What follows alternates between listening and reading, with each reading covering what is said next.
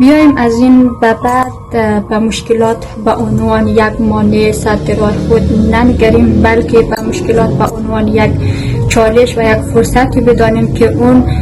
که مشکلات آمده و که ما را به یک فرد آب دیده و یک فرد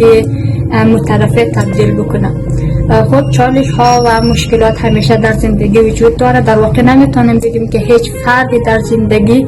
بدون مشکل نیست، بلکه هر فرد کامل و هر فردی که به خودآگاه خود رسیده، این افراد در زندگی خود انواع و اقسام مشکلات دارند، ولی فردی که در زندگی موفق است، در زندگی آینده و در زندگی حال خود موفق است که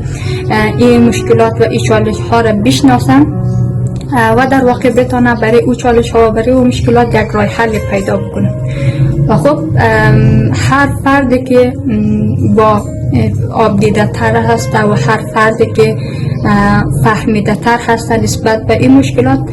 پس او میتونه آسان ترین راه حل برای مشکلات خود پیدا بکنه و همچنین این فرد میتونه در زندگی یک زندگی شاد و یک زندگی موفق را داشته باشه. خب معتوم بعد از این نباید مشکلات را یک سد بدانیم که نتانیم با آسانی از او عبور بکنیم،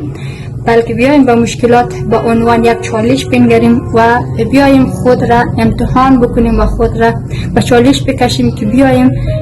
راه حل برای اون مشکل پیدا بکنیم. در این صورت ما میتونیم که یک زندگی شاد را داشته باشیم و همچنین یک فرد آب دیده.